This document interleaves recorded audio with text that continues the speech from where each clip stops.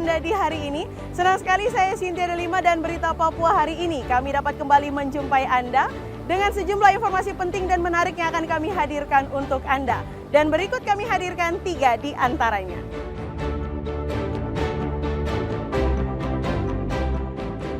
Melawan polisi saat ditangkap, seorang begal di Merauke ditembak di kaki.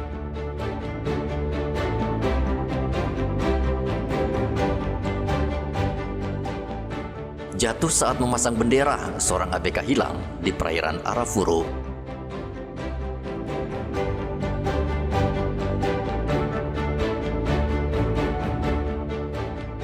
Ribuan polisi ikut upacara peringatan Hari Bayangkara di Mapolda Papua.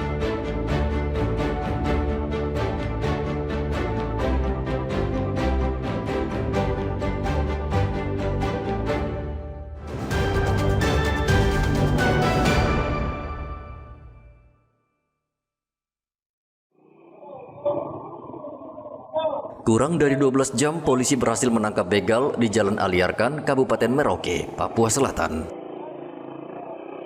Pelaku yang diketahui berinisial RZ berusia 25 tahun, menyerang korban yang sedang berkendara menggunakan sepeda motor di Jalan Ahmad Yani. Secara tiba-tiba, pelaku menghampiri dan langsung mengayunkan parang ke arah korban. Beruntung korban berhasil menangkis serangan itu, namun pergelangan tangannya nyaris putus akibat sabetan parang. Berdasarkan rekaman kamera pengawas di sekitar tempat kejadian, polisi mengidentifikasi pelaku dan menangkapnya di Jalan Aliarkan. Saat akan ditangkap, pelaku melakukan perlawanan dengan parang yang juga digunakan dalam aksi begal. Polisi terpaksa melumpuhkan pelaku dengan timah panas di bagian kaki. Selain menangkap pelaku, polisi juga menyita sebilah parang sebagai barang bukti. Pelaku dijerat dengan pasal penganiayaan dan terancam hukuman penjara 7 tahun. Muhammad Ridwan melaporkan dari Merauke, Papua Selatan.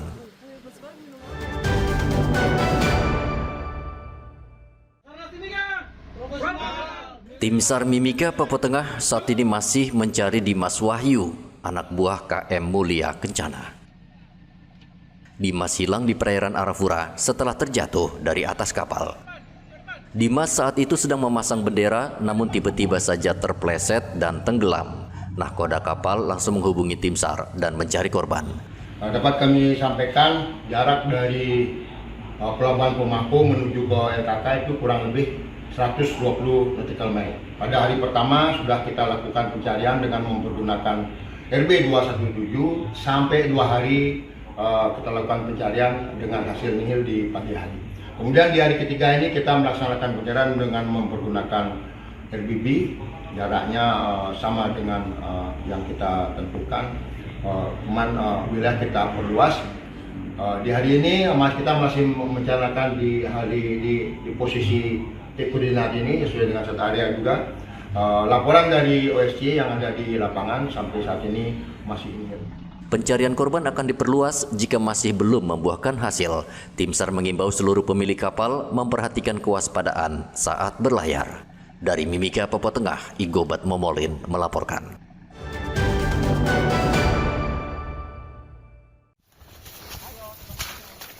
Polisi kembali membongkar peredaran minuman keras di Merauke, Papua Selatan dengan menggerebek lokasi pembuatan minuman keras lokal di tengah hutan di Kampung Semangga, Distrik Okaba, Kabupaten Merauke. Sepintas kawasan ini penuh dengan semak belukar, namun di balik itu pelaku membangun pabrik kecil untuk membuat minuman keras. Tidak mudah bagi polisi untuk mencapai kawasan ini karena harus melewati hutan lebat dan menyusuri sungai yang panjang.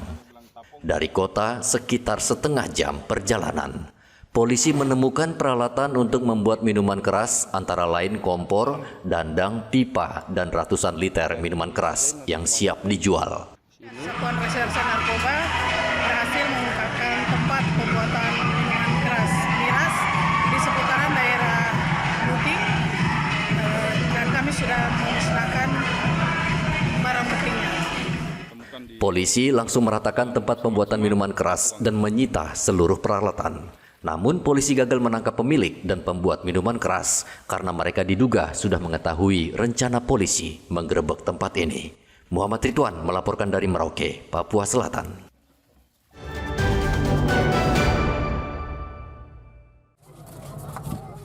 PT Pelni Persero saat ini mengoperasikan 3 kapalnya untuk melayani masyarakat di Merauke, Papua Selatan.